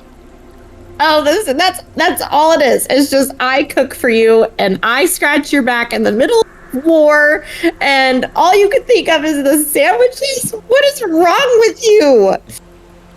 And she just is pouty and so annoyed. Would have gave the next time she does this, I will start hitting my foot. Next time I make you a sandwich, I'm going to make sure that I put some special ingredients in there and all of my fur. I'll save some for my next transition and put it in your sandwich. Okay. Well, I'll take mine I've without eaten hair, worse. please. Speaking of fun things to try, because those sandwiches do sound good, I did see over here some mushrooms that are some real fun. I'm gonna go grab me some. Would you like some? What do these mushrooms do? Well, makes things a whole lot more colorful than they already are. Colorful. What do you mean, Sure, colorful? why not? I mean, Gederik, I really think you would like them. Do you eat these, or do you smoke these? You do eat them. You do eat them. I think I would like to see them on you first before I partake. Well, I'll go gather some. And maybe Kaz too. Yep. He's a large being. Y'all keep going that way. I'll catch up with you here in a minute. And he's going to kind of dart off into the woods a little bit further. As y'all continue walking in the direction towards the hamlet. While we're Good. we're walking, Kaz would just kind of lean down to Kaylin and say, "Now thinking about it, I do remember a scratch on the back. It was quite nice, thank you." And just like mostly along. She just rolls her eyes. But then, like, Who is how is that? leading this charge? I specifically put myself at the back of this group. Kaz is totally in front of me at a minimum. I think it's me and Kaz who are in the front. Like, we're walking next to each other. Yep. So, Yeah. who wants to give me this survival check? I'll do it. I will help since I'm right next to her. 18. How are you helping? 18. I mean, I don't know that she really needs it, but I will say, am I helping? Well, I do have advantage on survival, so perhaps just You're telling her maybe- about all the flora and fauna, Yeah. man. Come on. yeah, Yeah. just like, oh, I remember one time I was over here and I saw a snake, and it was this large snake that was just rolling around the bend over here, and he talked to me. And he gave me an apple. It was the best apple I've ever had. Did you have Go him? ahead. Oh, wait. Oh, okay. I'm sorry. Go ahead and make a what? Go ahead and make Highly. another survival check to see if you roll higher. Highly biblical. 16. Is there a way Okay. to give a But plus 18. 16 to that? I mean, come on. That is awesome. So yeah, you I just now like- caught the reference. with you having Kaz kind of point out these different things as you're going on, y'all know exactly where y'all are heading towards. And probably 30 minutes later, as y'all are kind of walking, you do hear kind of the pitter patter of feet as Grimaldi catches up to y'all. And you see that he's got in his arm kind of a bushel of they're like bright green on top mushrooms with kind of a light blue underneath. And you can see he's got one in his hand. He's kind of tearing it up into smaller bits. As he then goes to start chewing on it. Do y'all want some now? Can we make like a campfire or something? And I'd rather not be walking and eating shrooms. I would much rather be at our destination than consume something I that down. agree with that statement. We're probably about half a day away. We've been walking for a little while. Grimaldi, what assurances Yes, can you Kenny. give us? What assurances can you give us that this is not going to slow us down in any way? I can't give you those assurances. Insight check. Go for it. Line. That is a dirty 20. Yeah, he's honest as could be from what you can tell. Well, How Grimmy, safe I would these? say that I would much rather. Can these mushrooms be kept for a time? Can we consume them Yeah. perhaps the next time we rest? Yeah. I'm going to have a good time while we're walking, though. So, Please do. if y'all Please want to do. hang on to them here, I'll take one. Gederik would take one because he's genuinely curious, but he's not going to put it in his mouth for sure. okay. Casimir would say, Grimaldi, since you're taking those, why don't you get on my back? At least you wouldn't slow us down that way. Alrighty then. I'm okay with that. And I've had these before, I promise. I can handle myself. But I will gladly Sure you take the ride because my feet hurt. yeah, I'm sure. And Well, he Kaz, Set this- have you partaken in these mushrooms before? for a moment. maybe at a teenage party. Okay. No. Or That is a- maybe he has, but he doesn't remember. That is a great Mhm. question. Does the Fae throw ravishing parties? Oh, of course. Of course. Yeah? I've had my fair share of parties. Probably why I don't remember if I've ever had mushrooms, but Lots of good looking men, lots of good looking women, lots of good looking others. It's always been a fun time. You should have seen Lorican back in his day. He knew how to party. Elven parties are a little different. Well, yeah, Much because more structured and classical. have you Well, seen this Dragonborns place? It's are- absolutely gorgeous around here. Of course, it's going to be better. Dragonbloods, Caleb, for your information, their parties are quite similar, very highbrow. Ravenites tend to be a little bit more along the lines of the ravishing kind of parties. Elven parties are very political and very strategic. We only invite. Same with the Dragonblood. I would agree with that, especially my grandfather. what about ship parties or pirate parties? Oh, pirate parties. Good name.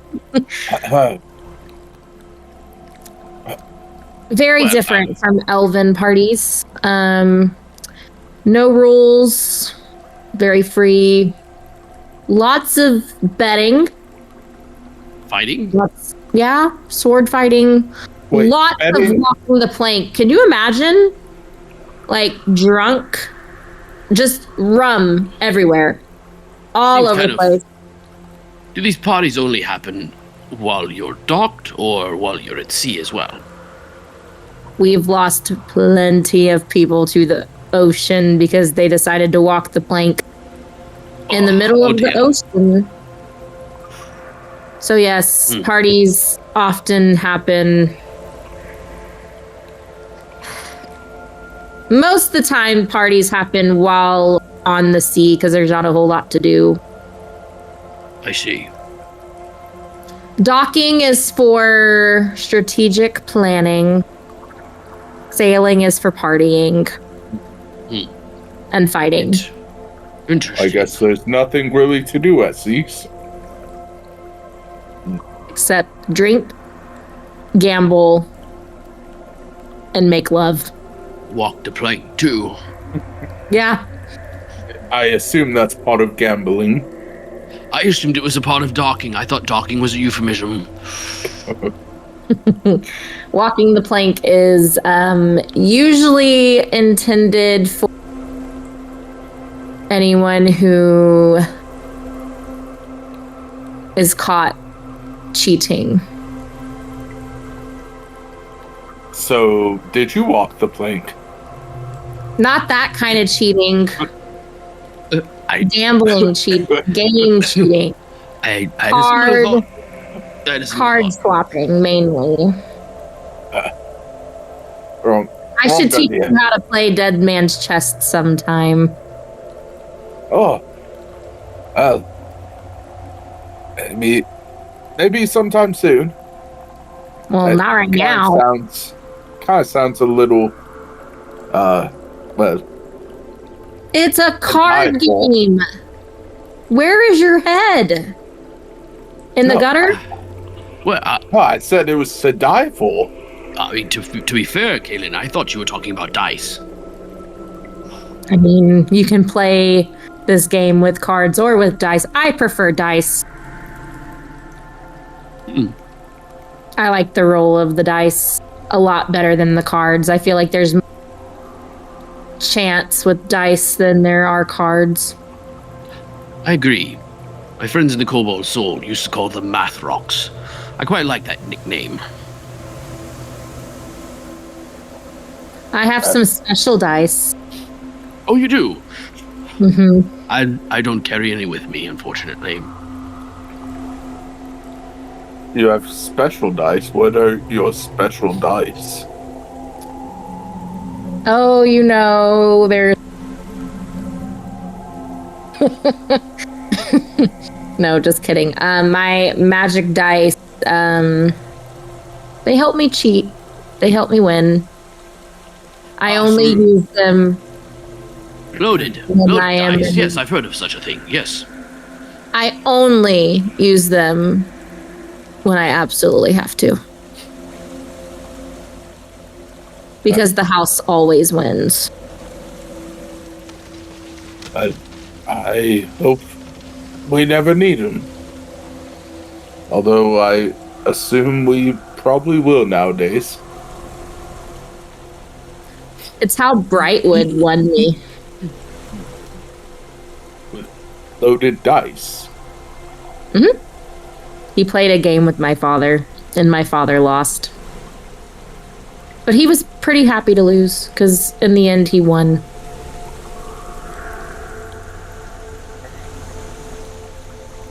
Preston.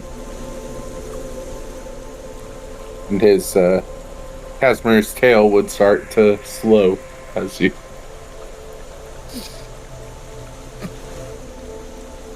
I look at Gederik and I say, Gederik, this is out of character for me. Do you have anything that I can, like, smoke, like tobacco or anything like that? And you see Gederik kind of pause for a second and put the cigar in his mouth, bite down on it, and say, I only have the one cigar. Sorry. I then look at Grimmy and I say, do you by chance have any mushrooms that are chopped up into finely grained pieces? I mean, I can kind of crush them up pretty small. What are you looking for? She pulls out a slip of paper, very tiny, from her bag. And she makes eye contact with you. Are you understanding my drift? I've never smoked these before. This could be interesting. Well, And he's gonna continue tearing some up and kind of crushing them in his hand to get into really small pieces, and kind of cups his hand over to you for you to be able to pick some up. I put the grain in the paper and then like roll the paper up, and then I make it a joint. Does anyone have a match? Not a match, but I have a solution. And you see Gederik open his mouth and not cast dragon breath, but just kind of warm his mouth. You can see down his throat. You can see light producing from the back of his throat as it gets really, really hot off of there. And you see him take his pinky and flick his tooth, and you see a little kind of spark come off of the two. Actually, I'll say it's his knuckle. He does his knuckle off of his tooth, and it creates just a small little spark and a little light onto the joint. Oh, that's Thank cool. you. Thank you, kind friend. And then she takes a long draw of the mushroom concoction and then blows it out. That's cool. And Casimir pulls out like a bag of Jean-Luc's father's cigars. I forgot about that. And he's like, Gederik, can you help me out? Oh, sure. And again, he opens his mouth and does the same little trick again, but he does it on the other side and lights it for you. He just sticks it in his mouth as he walks along. Okay. Cool. Well, y'all continue walking for a little while longer. And Grimaldi sitting on top of Cashmere's back just starts to get really sing-songy. Kind of humming to himself and whistling and just really happy. Kaylin, I need you to make a Constitution save for me. Great. Okay.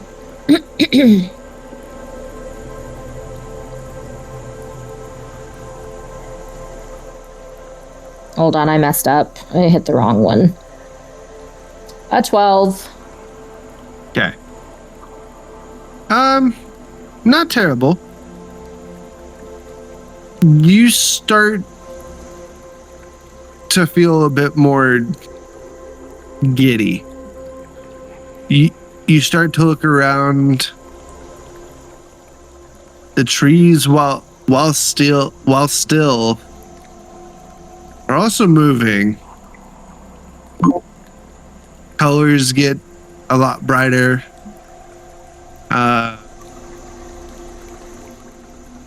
Greens turns into blues, into purples.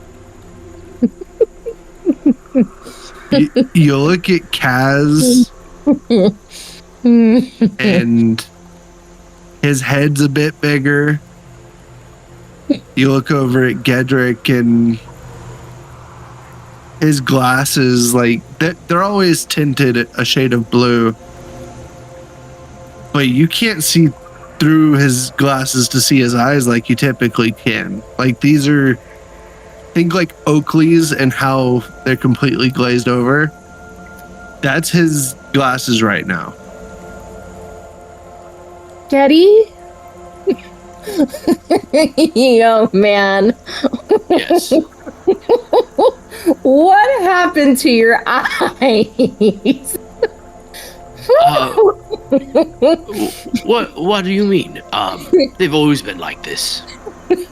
No, they haven't.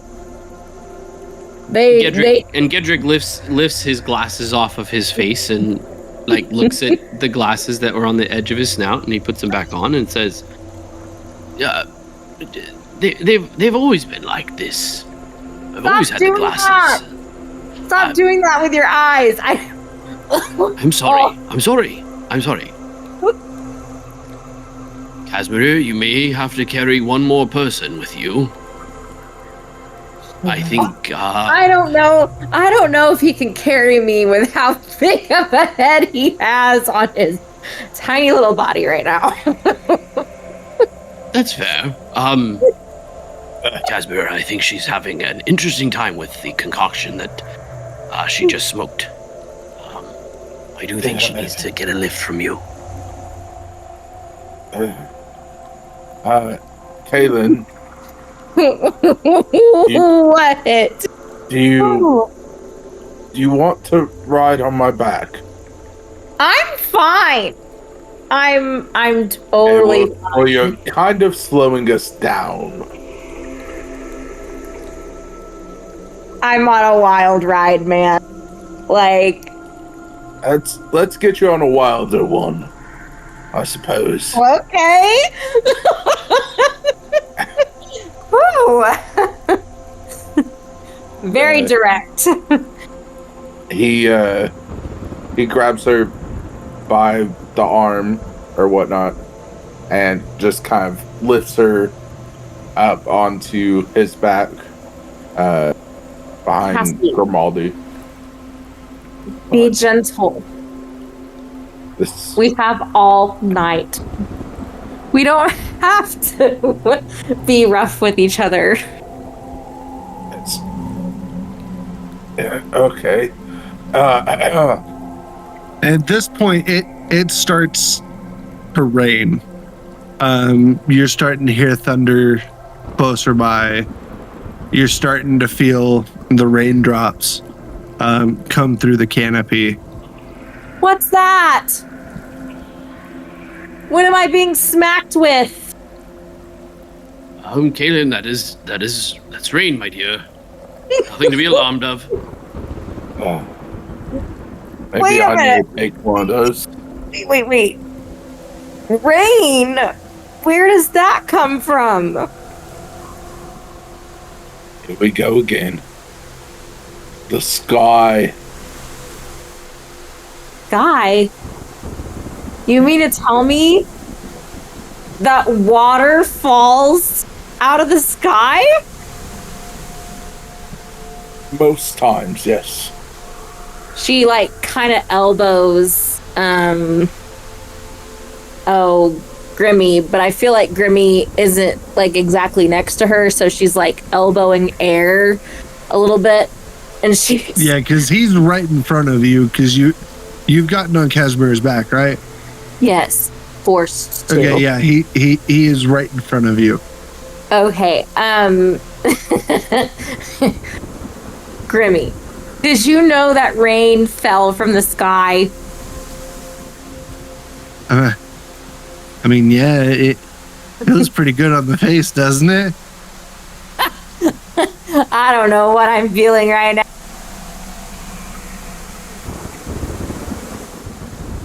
Exuberant.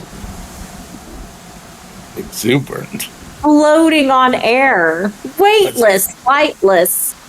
But you are kind of floating, so per se. You're She not like necessarily she walking. wraps her arms around like Casimir's like neck, and she's just like, "You're my best friend." Thank you. I can't. It's getting hard to breathe. Not gonna lie, that hurts. But I understand. You're my best friend too, Gederik. I don't know what I would do without you guys in my life. Now, can't have two best friends. Your sympathy is not needed, but it's perfectly fine. And tears just start forming in Kayla's eyes, and they fall down her face. And I've just gotten into so much trouble, and you guys are always there to save me and protect me, and I just do stupid things. I don't understand why y'all are still here in my life.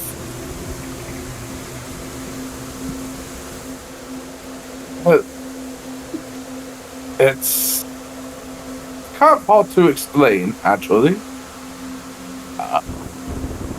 It's a mixture of love and pity and other things, but I guess we have a job to do and we're sticking to it. Although nowadays I don't think our job is going to be there whenever we get back, so. And as Casimir is saying this, Kaylin is falling in and out of sleep. And she just slumps over on his shoulder and just starts snoring.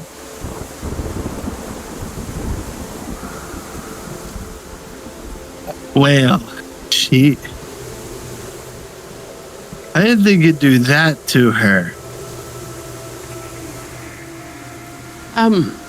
You think we should stop, or you want to keep trying to get through this? Gederik kind of looks around and says, well,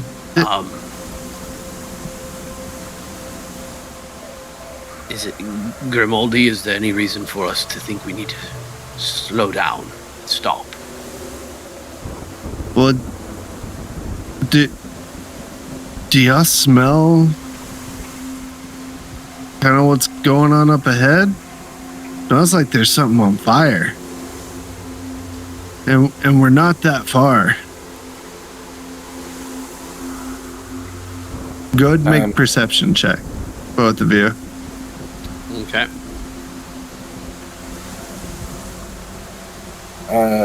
21.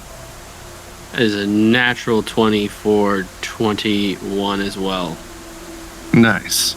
So both of you, through the smell of this rain, you start to get that acrid, smoky smell on your nostrils. And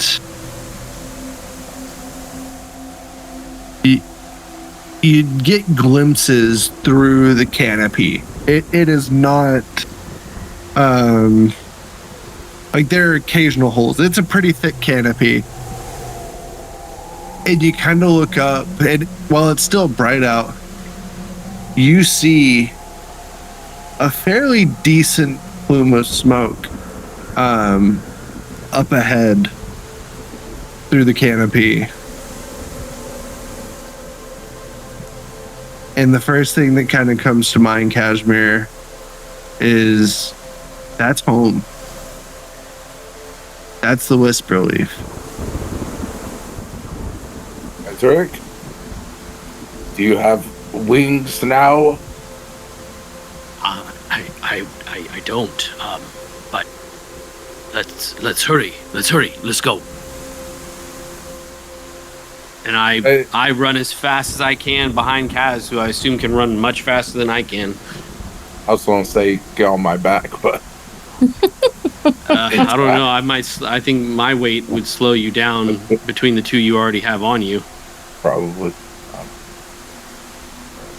Well, as you both start to head off in as quick of a sprint as you can towards the Whisperleaf Hamlet, that's where we're going to end tonight.